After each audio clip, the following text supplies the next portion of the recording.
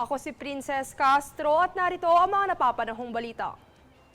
Inaresto ng Bureau of Immigration ng 5 Chinese nationals na sangkot sa paggamit ng pekeng Filipino identities upang makapagpatakbo ng negosyo at makapagtrabaho ng iligal sa Davao del Sur at North Cotabato. Nadiskubre ng mga otoridad na ang mga negosyo ay nakarehistro sa mga WAD na Filipino owners at peke ang mga dokumentong isinumite.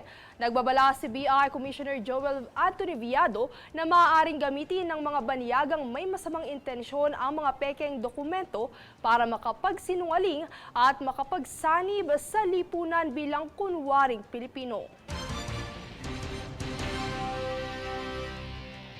Bunsod naman ng mga reklamo sa ilang lending company sa bansa, nais ngayong amyendahan ng Senado ang batas kaugnay dito. Ito ay upang mapaigting ang ilang proseso at aplikasyon para sa Operational Level Agreement o OLA ng mga kumpanya. Narito ang ulat.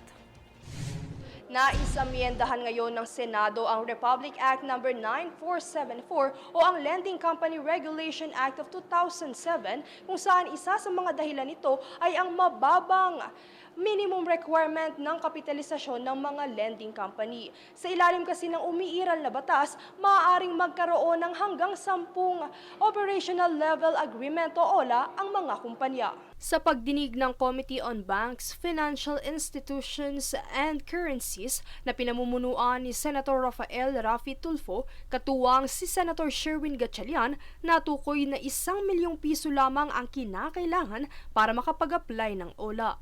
Kaya naman, suhestyon ni Gatchalian na taasan ang kapitalisasyon, gayon din ang higpitan ng requirements ng sa gayon ay masala ang mga lending company na nagpaparehistro sa Securities and Exchange Commission o SEC. Bukod dito ay natalakay din ang ilang pang-issue, partikular ang mga reklamo ng mga mamamayan hinggil sa mga pagbabanta ng ilang lending companies sa mga hindi agad nakababayad ng kanilang mga utang. Napakadaling manloko para umutang ang tao. Magte-text lang, tapos approve na po yung loan ninyo. Kaya yung mga tao, Mr. Chairman, kumakagat dito sa mga utang na ito. Pero pag hindi ka makabayad, ito po yung mga text sa slide 3 na nakita ho namin, puro pagmumura ang ginagawa. Puro pagbabanta, puro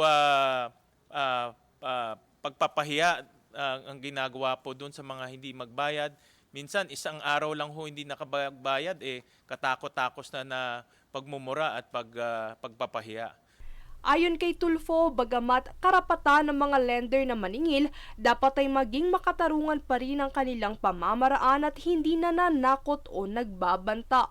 Sa pagdinig, sinabi ni Marilyn Montañez ng DTI Consumer Protection and Advocacy Bureau na isa sa mga hakbang na kanilang ginagawa ay ang panawagan nito sa Meta na huwag nang payagan mag-advertise sa mga lending company na na-revoke na ang lisensya. Sa datos mula 2017 hanggang 2025, nasa kabuuang 2,080 unregistered firms sa SEC ang na-revoke ang Certificate of Authority na kombinasyon ng financing at lending. Pagigiit ni Senator Gatchalian, kailangang may managot sa mga lumabag kung saan pagbibigay diin pa niya na kung walang makukulong, hindi matatakot na paulit-ulit na gumawa ng hindi maganda ang mga ito. Sa kasalukuyang datos, nasa higit 70 individual na ang napakulong dahil sa paglabag sa batas. Bunsod nito, tiniyak naman ng SEC sa pagdinig na kanilang aaksyonan ang mga issue sa naturang paksa. Princess Castro, nag-uulat para sa Golden Nation Network. Nakatakdang ilabas ng Metropolitan Manila Development Authority o MMDA at Metro Manila Council o MMC ang pinal na komprehensibong plano para sa rehabilitasyon ng EDSA ngayong taon. Sa naganap na pulong nitong Huwebes sa tanggapan ng ahensya, nilinaw ng mga opisyal na walang delay sa naturang hakbang, bagkusay sadyang komplikado at nangangailangan ng masusing pag-aaral ang rehabilitasyon patungkol sa traffic mitigating measures. Kasama rin sa masusing pinaplano sa naturang proyekto ay ang pamamahala sa trapiko kaugnay ng inaasahang pagbigat ng daloy ng trapiko sa paparating na Semana Santa. Samantala, nilinaw din sa pulong na bagamat mayroon ng mga hakbang na ginagawa noon, hindi ito sapat upang mapanatili ang kaayusan ng kalsada, kaya't isa ang proyektong ito ngayon sa mga prioridad ng Build Better More sa ilalim ng Administrasyong Marcos para mapabuti ang kalidad ng infrastruktura. Kami ang boses ng pagbabago. Ako si Princess Castro at ito ang News Force. Sa ulo ng mga balita. Lalong pailaw sa Bulkang Mayon, hindi na matutuloy matapos umani ng batikos. Illegal recruiter ng mga Pinoy na nabiktima ng human trafficking sa Myanmar, inaresto pagbalik ng Pilipinas. Work-life balance, nais isulong sa Kongreso. Bucor, nagbabala laban sa Peking GCash remittance para sa mga bilanggo sa bilibid.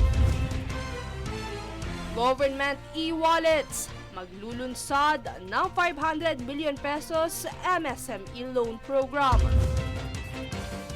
At Nations Girl Group Bini, kinilalang Women of the Year ng Billboard Philippines. Patas at pantay na balita, komprehensibong ulat para sa pulso ng masa. Ito ang News Force.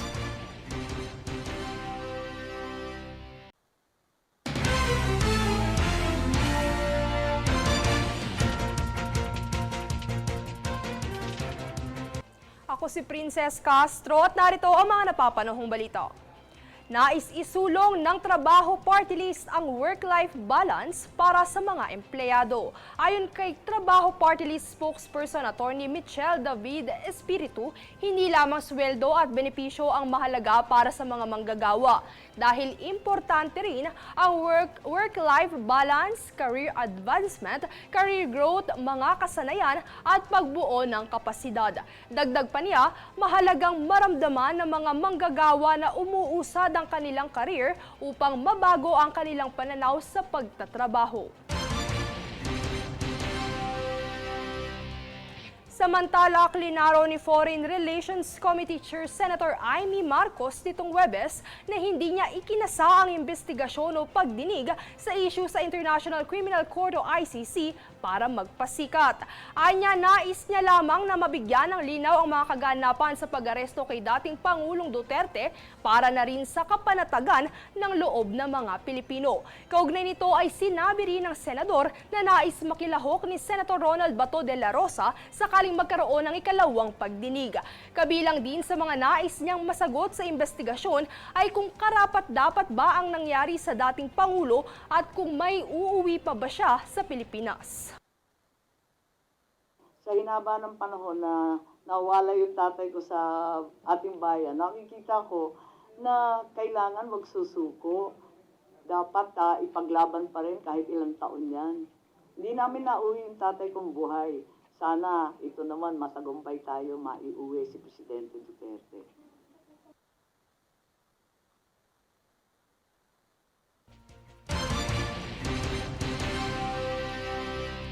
Nilinaw ng Bureau of Corrections o Bucor na wala itong opisyal na GCash o anumang digital payment channel para sa pagpapadala ng pera sa mga persons deprived of liberty o PDL sa New Bilibid Prison.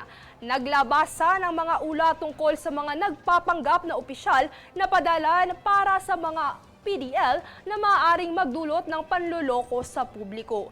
Hinimok ng Bucor ang publiko, lalo na ang mga kaanak ng PDLs, na mag-ingat at tiyaking lehitimo ang anumang transaksyong pinansyal na kanilang papasukin.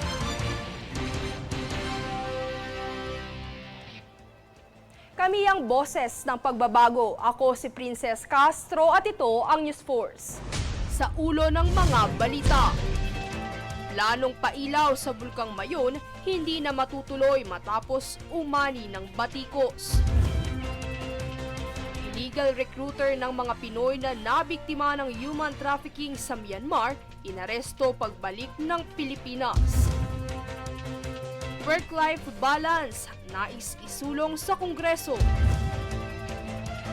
Bucor, nagbabala laban sa Peking GCash remittance para sa mga bilanggo sa bilibid.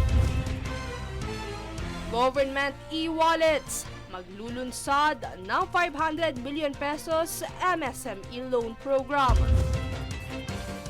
At Nations Girl Group BINI, kinilalang Women of the Year ng Billboard Philippines. Patas at pantay na balita, komprehensibong ulat para sa pulso ng masa. Ito ang News Force.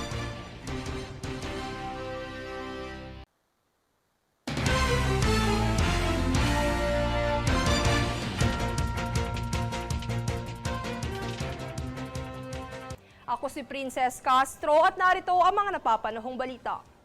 Nahuli na ng DMW Anti-Illegal Recruitment and Trafficking in Persons Program ang human trafficker at illegal recruiter sa Myanmar Scam Hub. Kinilala ang suspect na si Jatnel John Rosario Hapal na inaresto paglapag pa lamang ng Pilipinas dahil siya umano ang sangkot sa illegal na pagre-recruit sa daang-daang Pilipinong nag-alok ng pekeng trabaho sa Myanmar. Napagalaman rin ng mga otoridad na scripted umano ang sinasabing rescue kay Hapal kasama ang isang kasabwat. Kasalukuyang nakadetine si Hapal sa NBI Detention Facility. Mas murang kuryente at mas sustainable na ani ang hangad ng DA car sa tulong ng solar at wind energy. Tunghayan ang buong detalye sa ulat ni Jade Buhoy. Isinusulong ng Department of Agriculture o DA sa Cordillera ang paggamit ng renewable energy upang mapababa ang gastos ng mga magsasaka sa rehiyon. Ayon sa ahensya, layunin nilang isama ang solar at small-scale wind turbines sa operasyon ng mga sakahan. Kanila itong ipinahayag kasunod ng formal na turnover ng 16 million peso cold storage facility sa Bugyas, Benguet na pinondohan ng Japan Agricultural Economic Council. Dito sa pamamagitan ng green energy, inaasahang magiging mas epesyente at makakalikasan ang produksyon sa agrikultura. Anila mahalaga ang pagbibigay ng insentibo tulad ng diskwento o tulong sa kuryente para mahikayat ang mga magsasaka na gumamit ng renewable energy. Hinimok rin nila ang Benguet Electric Cooperative o Beneco na gumawa ng malinaw na patakaran ukol dito.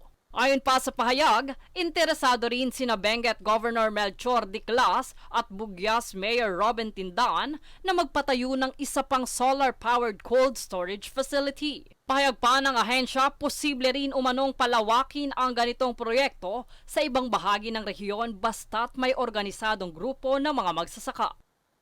Jade Buhoy, nag-uulat para sa Golden Nation Network. Nakipag-ugnayan ang Department of Trade and Industry o DTI sa Development Bank of the Philippines at mga mobile wallet player na GCash at Maya para sa programang pagpapahiram ng 500 milyong piso sa mga micro-enterprises, partikular sa mga sari-sari store at market vendors. Ayon kay DTI Secretary Cristina Aldiger Roque, isinasapinal na ang kasunduan at inaasahang lalagdan ito ngayong buwan o sa unang linggo ng Abril. Bahagi ng inisyatibang ito ang pagsisikap ng pagkakaroon ng programa upang matulungan ang mga MSME. Kami ang boses ng pagbabago. Ako si Princess Castro at ito ang News Force. Sa ulo ng mga balita. Lalong pailaw sa Bulkang Mayon, hindi na matutuloy matapos umani ng batikos.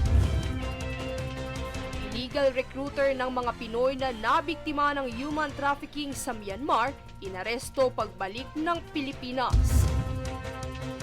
Work-life balance, nais isulong sa Kongreso. Bucor, nagbabala laban sa Peking GCash remittance para sa mga bilanggo sa bilibid.